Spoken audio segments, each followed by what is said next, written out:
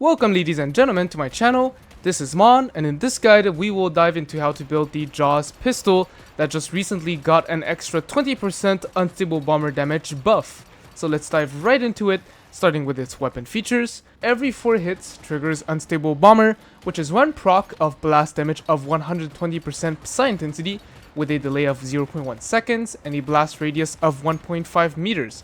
And so here's the 20% buff. It went from 100% psi intensity to 120 psi intensity. Now this damage decays over the explosion distance down to a minimum of 50%, and it is of blast element, cannot crit by default. However, it can't crit for this weapon, but cannot strike weak spots, and the damage will not decay over the bullet distance. Then coming back to the weapon features, hitting a weak spot grants 30% blast damage for 8 seconds, and lastly, unstable bomber can crit and gains 25% crit rate. So now from all these weapon features, we should know that this weapon is a physical and elemental weapon, which is crit oriented. So with that, it means that both armor star blueprints and weapon star blueprints will matter for this weapon. Now for the calibration, you're going to want to use rapid shot style, which gives 25% fire rate, 40% magazine capacity, and minus 15% attack. The minus 15% attack is just what it is. It'll decrease your bullet damage, but what's really important is the 25% fire rate, which will increase your DPS, and the 40% magazine capacity, which will allow you to shoot for extended periods of time. Also, there's just not really other good options for the Jaws pistol. Moving over to your secondary weapons, you have actually a few choices with a special choice this time. But starting with the bullseye options, you have the bingo, wildfire, and the crossbow. So let's start with the bingo. Bingo is the best if the enemy has weak spots. Essentially now with the changes, you mark the enemy 4 times, then you swap to your Jaws, so you'll have 50% weak spot damage bonus. The reason why you only have 50% is because you lose half the stacks from swapping, even though it doesn't stay in the weapon features. And not only that, if you do use the bingo and spend the time to defeat a non-meta human unit with a weak spot hit, you also gain 15% attack bonus. Now if the enemy straight up does not have weak spots, then you should just use the wildfire for the 25% weapon damage bonus. And if the enemy has a weak spot temporarily before it gets destroyed, then you're going to want to use the recurve crossbow because it gives 15% crit rate, and 15% crit rate is just stronger than 25% weapon damage bonus. However, this time we actually have a special option for your secondary weapon, and that's going to be the gulped lore. Now really quickly, if you use the gulp lore and you do spend the time to make it strong, which I'll explain it a little bit later, it will be better than your bullseye options. However, if the enemy isn't actually tanky enough for you to spend the effort to max out your gulp lore, then just use any bullseye options. But pretty much with the gulp lore, its effect that we want to use is each enemy defeated reduces unstable bomber range by 10%, with damage plus 20% for 30 seconds, stacking up to 5 times. So this is the important part. Each time you defeat an enemy, you get 20% unstable bomber damage bonus, lasting for a very long time. And not only that, it can stack up to 100%. And the way to easily do this is, of course, with those ice cubes. Now, of course, if you're doing a silo, let's say, for instance, these are a few enemies, you can, of course, just kill one enemy and then kill the other one and then kill another one. But let's say if you want to keep the stacks, so let me just get a few stacks right here. Let's say you have 3 stacks. So assuming the 3 stacks are about to run out, you can simply just keep the uptime up with an ice cube instead of killing an enemy if there are no enemies nearby. And how do you get those ice cubes? It will be via the ice pod deviation, which can be obtained in the Way of Winter server or the Endless Dream server, and it'll craft you those sticky ice crystals. But yeah, as I said, if you do spend the effort to max out the gulped lore's bonuses, you will just deal more damage straight up. But if you don't, just go with bingo, wildfire, or crossbow. Then for the melee weapon, the best melee weapon is going to be the kukri, which is only available as an obtainable weapon right now. And the reason why this is the strongest is because of its buffs.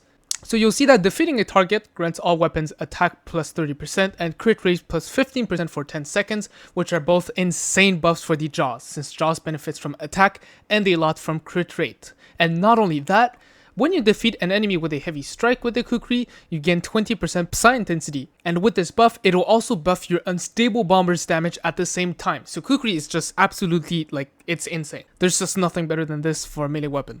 Now, of course, if you don't have the kukri, just use the long axe. You'll just proc it. It'll give you like 20% weapon damage bonus. And if you hit targets with it, it'll give you 8% per target hit, stacking up to 3 times. But still, kukri is just the undisputable best.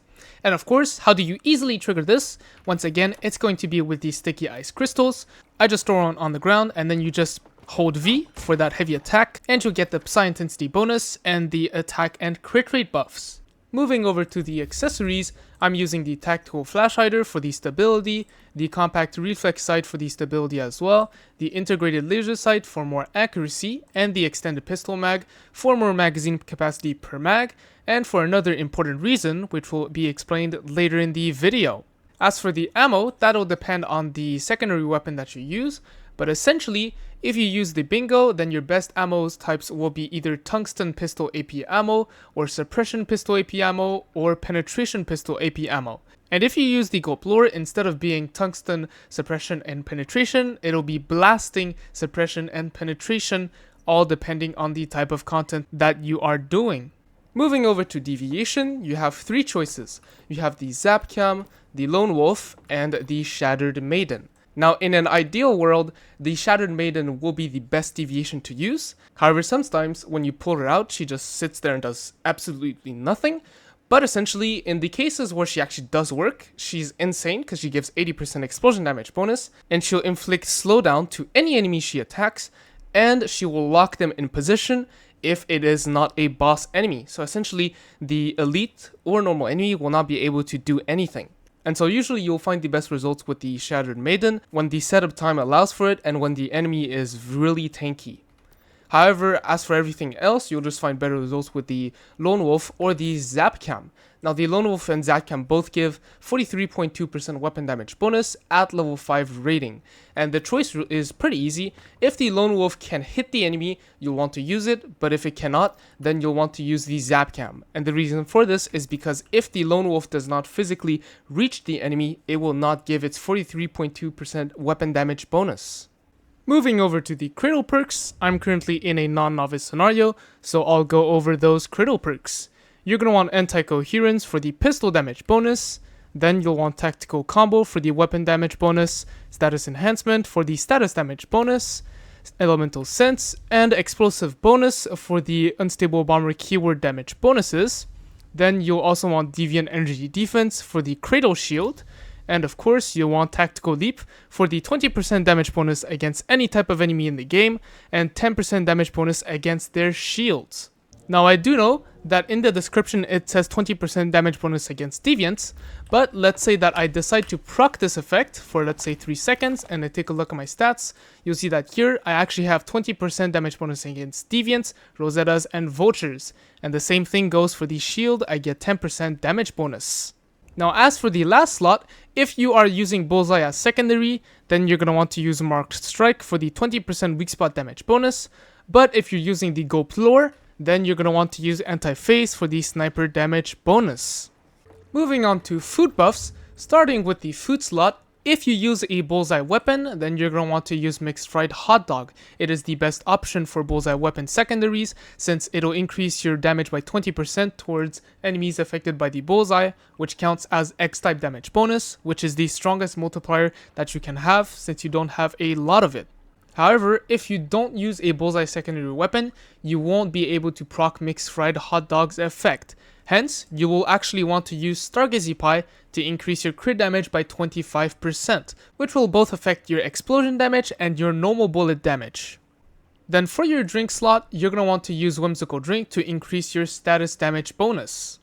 Moving on to the key gear, here for Jaws you really only have one option, and that will be the Shaman Vulture Top, which is after triggering Unstable Bomber, crit rate plus 35% for 3 seconds, and crit rate is incredibly important for this weapon, since, well, crit rate affects the normal bullet's damage, and not only that, it will also affect your Unstable Bomber's damage, which is why we're going with the Shaman Vulture Top. Now, before I go over the gear set options, I just want to say that these videos take a lot of time to make, and I'd really appreciate it if you liked this video, subscribed to my channel, and turned on the bell to support my work. But anyway, let's talk about gear sets, starting with the strongest one being the low HP option. and that will be 3-piece Treacherous Tides with 2 Lone Wolf pieces. So the 2 Lone Wolf pieces will give you a very important 10% magazine capacity bonus, which will be explained when I go over the weapon mods, and it'll also give you 5% crit rate, which is very important for Jaws. As for the Treacherous Tides set, it will give you 12% status and weapon damage bonus when your HP is below 70% for its 2-piece, and for its 3-piece, it'll give you 38% weapon and status damage bonus as long as your sanity is low enough.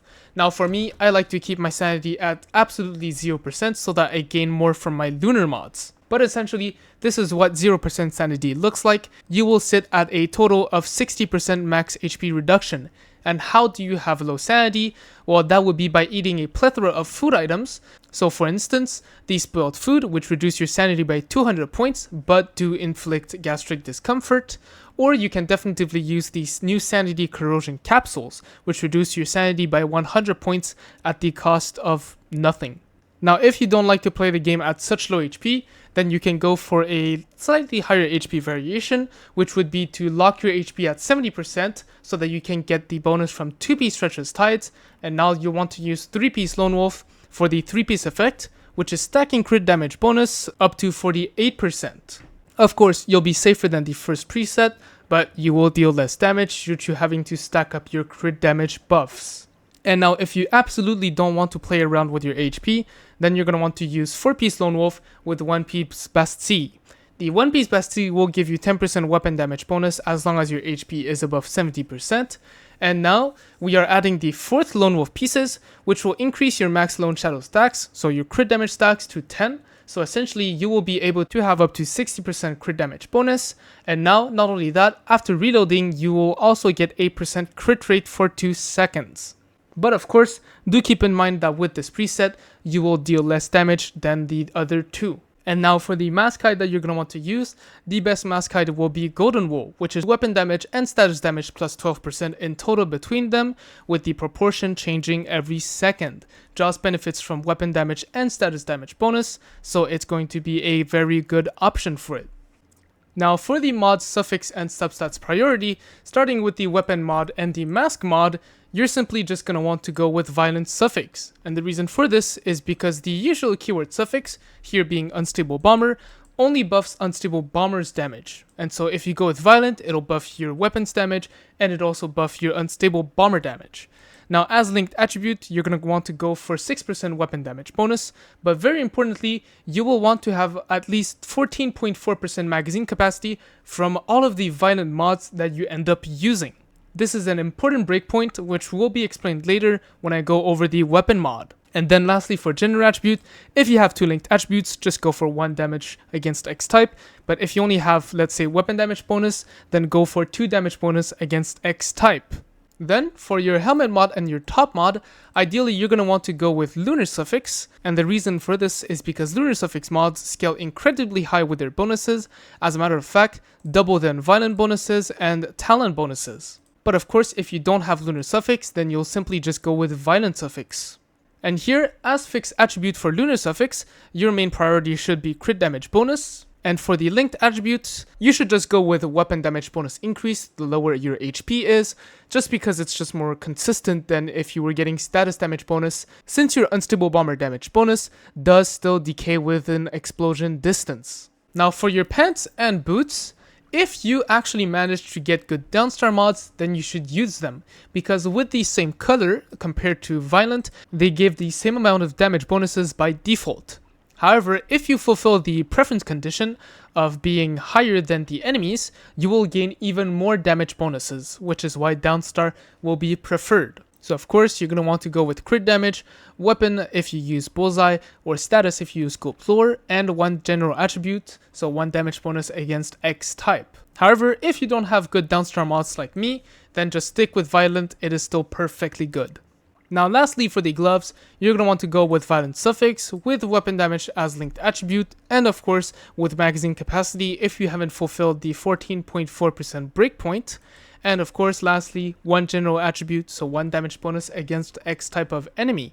Now, you might have noticed I have not recommended resonant suffixes, but really the only reason for this is because it's just incredibly hard to get an actual good resonant suffix, and it's just not that worth farming in my opinion.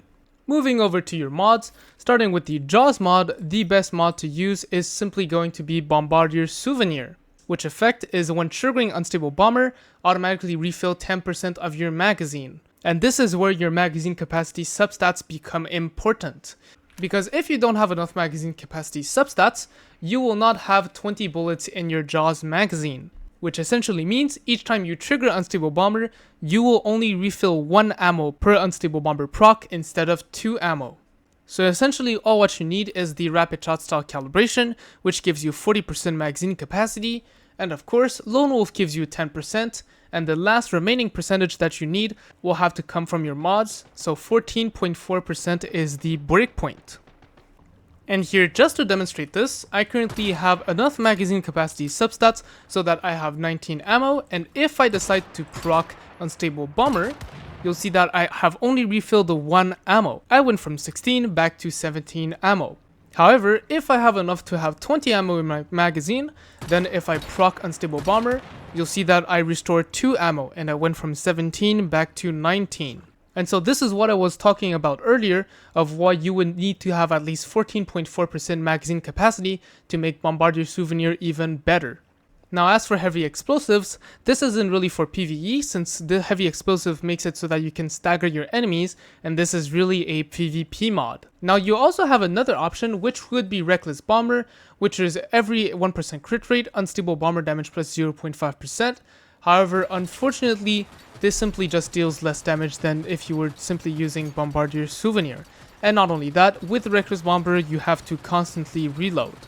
Now there's also one last mod for Unstable Bomber, and that would be Supercharged. However, Supercharged for Jaws is essentially just a worse Reckless Bomber, since Reckless Bomber is instant Unstable Bomber damage bonus, whereas Supercharged, well, you need to stack it up. You have a few choices. You have Weapon Symphony, you have Fateful Strike, and you also have Deviation Expert. Now let's just get Fateful Strike out of the way. If there are no weak spots on the enemy, Fateful Strike will perform the best. But if there are, your remaining options are going to be between Deviation Expert and Weapon Symphony. And now both will perform pretty similarly, so most of the time it'll come down to which substats are better on whichever mod that you have. Moving on to the Mask mod, if you use Bullseye, then Targeted Strike is going to be the best option, because it's when hitting marked enemies, crit rate plus 10% and crit damage plus 25%, which are insane stats, especially when you're bossing.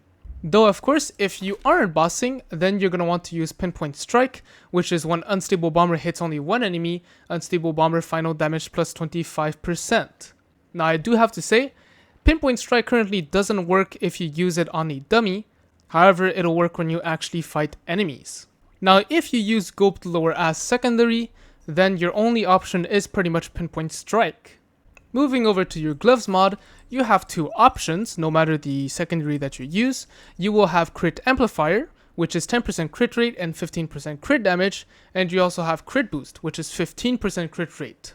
Now, because with Jaws, it's pretty easy to get a lot of crit rate, the preferred mod to use is going to be Crit Amplifier, because you're essentially losing 5% crit rate for 15% crit damage, which is a lot. You're getting an extra 5% crit rate compared to Crit Amp, but you get no crit damage bonus. But yeah, so essentially if you're doing mod conversions, then ideally convert for Crit Amplifier.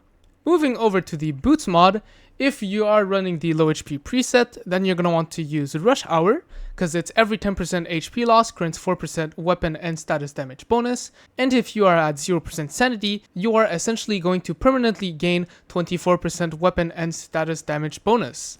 However, if you are not using the low HP preset, then you're going to want to run Covered Advance, which is taking no damage within 4 seconds, grants plus 20% weapon and status damage for 30 seconds. And the reason we're running this is because it's either less conditional or simply gives more buffs than all of the other boot mods. Moving over to top, of course here you're just going to want to run any gold mod with the best substats so that you can use Lunar Suffix. And of course if you don't have Lunar Suffix, then just stick with Violent Suffix. And lastly for the pants, the best mod to use is going to be Deadshot, There's not really other options. Deadshot is the best one. It's each crit hit by non-melee weapons grants 5% crit damage bonus, stacking up to a massive amount of 45%, which will both impact your bullet damage and your unstable bomber damage. Now for some extra tips, by now you should know that I have recommended either the Gulplore or any bullseye weapons, but you can actually combine them together. So for instance, once let's say you just stack up your Gulplore's damage bonuses, right here I'm full stacked, what you can simply do is you just swap to the bingo and the damage bonuses still remain with you. And so for instance, this could be used when let's say you're fighting a Light Dreamer and you just can't manage to kill it, then you can definitely make use of this trick. And of course, since you're ending it with a bullseye mark, you will want to use mixed fried hot dog as food buff because it's simply the strongest option. But this is it for this guide. If you made it this far, consider liking this video, subscribing to my channel, and turning on the bell for future notifications. If you have any questions, let me know in the comments down below. This is Mon, peace out.